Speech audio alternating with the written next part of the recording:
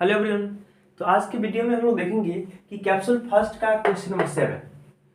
Question number 7 है कि जांच कीजिए कि 6 टू द पावर n ये किसी प्राकृत संख्या के लिए 0 पर समाप्त होगी या नहीं। अगर कोई संख्या देखिए 0 पर समाप्त किस प्रकार से होगी या नहीं, कोई भी संख्या 0 पर समाप्त कब होगी सो देखेंगे। सबसे पहले हम एक चीज देखते हैं कि मान लीजिए कि 10 नंबर है। ये 10 क्या है बोलिए, इसका ये किस पे समाप्त हो रही है, ये 10 जो है ये 0 पर समाप्त हो रही है। लेकिन उसी प्रकार से बोलेंगे 10 का पावर नहीं कुछ तो क्या है 1 है। उसी प्रकार से बोलेंगे 10 का पावर अगर 2 दे देंगे ये 0 पर समाप्त होगा कि नहीं, देखेंगे। देखिए इसी प्रकार से ये क्या है 10 का स्क्वायर कितना होगा 100। देखिए ये भी आपको 0 पे समाप्त हो रहा है। अगर 10 का पावर क्यू दे देंगे या पावर 3 दे देंगे फिर भी 1000 होगा, जो भी देखिए 0 पर समाप्त हो रहा है ना। अगर इसका मतलब ये हो गया अगर किसी भी संख्या के लास्ट में 0 है तो वो 0 पर समाप्त हो रहा है। लेकिन यहाँ पर दिया है कि 6 टू द पावर n ये 0 पर समाप्त होगा कि नहीं। देखिए तो हम देखेंगे ये क्यों 0 पर समाप्त हो रहा है सो बताइए। एक वैसा संख्या जिसके फैक्टर में 2 और 5 होना चाहिए, उसके अलावा कुछ और भी हो या ना हो उससे कोई मतलब नहीं होगा, फिर भी आप 0 पर समाप्त होगा। अगर 2 और 5 के अलावा उसके फैक्टर में कुछ नहीं होगा फिर भी वो 0 पर समाप्त होगा।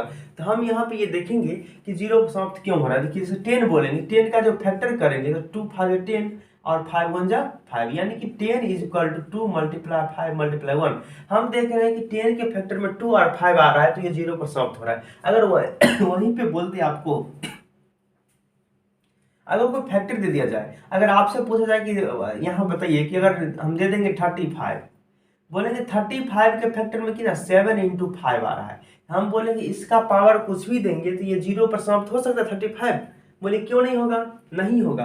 इसलिए नहीं होगा, 35 का पावर हम कुछ भी देंगे तो 0 पर समाप्त नहीं होगा। क्यों, ठीक है। इसका कारण ये है कि देखिए 35 में क्या है, यहाँ पे 7 है इंटू 5। आपको देखिए आपको बोले थे कि जो भी संख्या के फैक्टर में 2 और 5 रहता है तो क्या होगा, आपको वो नंबर वो संख्या 0 पर समाप्त होगा। लेकिन इसमें क्या है 5 तो है लेकिन 2 नहीं है, तो इसीलिए 35 को पावर कुछ भी देंगे तो ये 0 पर समाप्त नहीं होगा। ठीक है, तो इसी प्रकार से हम देखते हैं यहाँ पे आपको बात किया गया है 35 का नहीं, एग्जाम्पल है कि आपको बताए थे। उसी प्रकार से हम देखेंगे हमको सिर्फ क्या है 6 का पावर n के बारे में बात करना है कि ये 0 पर समाप्त होगा कि नहीं। अगर होगा तो कैसे और नहीं होगा तो कैसे होगा। सो देखिए ध्यान से हम देखेंगे, इसका सॉल्यूशन करेंगे हल। अगर यहाँ देखिए यहाँ पे आप जानते हैं, लिखेंगे हम जानते हैं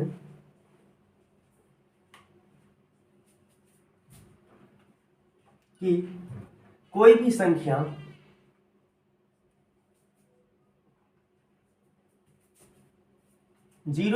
शून्य पर समाप्त तब होगी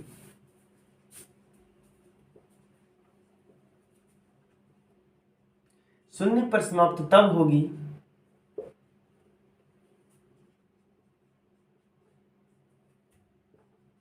जब उसके फैक्टर में, उसके गुणनखंड में, जब उसके गुणनखंड में क्या होना चाहिए 2 और 5 होना चाहिए। उसके गुणनखंड में 2 और 5 होगी। देखिए जैसा कि आपको बताया है सेम उसी प्रकार से हम जानते हैं कि कोई भी संख्या शून्य पर समाप्त कब होगा, जब उसके गुणनखंड, उसके फैक्टर में क्या होना चाहिए, उसके गुणनखंड में 2 और 5 होना चाहिए। लेकिन यहाँ पर हमको जो दिया गया 6 टू द पावर n, जिसका पावर कुछ भी हो, सबसे पहले बेस में जो नंबर है उस बेस में जो नंबर यहाँ पर 6 है, इस 6 का हम फैक्टर करते हैं। लिखेंगे प्रश्नानुसार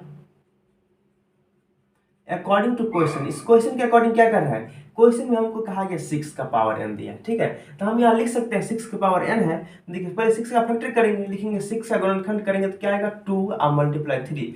6 के फैक्टर में क्या 2 और 3 है। और देखिए हम देखें यहाँ पे जिस संख्या के फैक्टर में 2 और 5 होगा, सिर्फ वही संख्या 2 और 5 हो या उसके अलावा कुछ और भी होगा तो वही संख्या क्या होगा 0 पे समाप्त होगा। लेकिन अगर 2 5 के अलावा सिर्फ 2 5 नहीं है तो क्या होगा, वो संख्या 0 पर समाप्त नहीं होगा। जैसे यहाँ देखिए 6 में 2 तो है लेकिन 5 नहीं है, इसलिए क्या हो 0 पर समाप्त नहीं होगा। इसी को भाषा में लिखेंगे यहाँ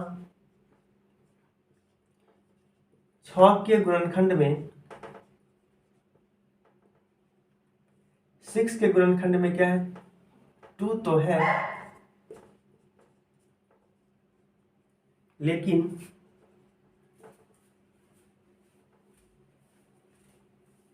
5 नहीं है।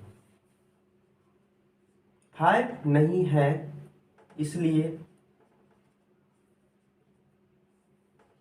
6 टू द पावर n 0 पर समाप्त नहीं हो सकती, 0 पर समाप्त नहीं हो सकती।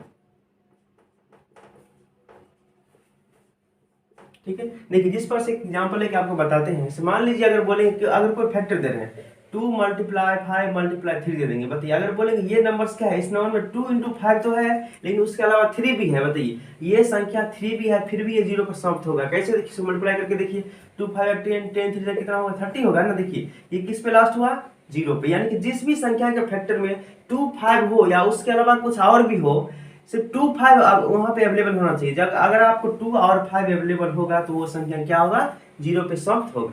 Thank you very so much. Next video में हम अगला क्वेश्चन देखेंगे, क्वेश्चन नंबर 8।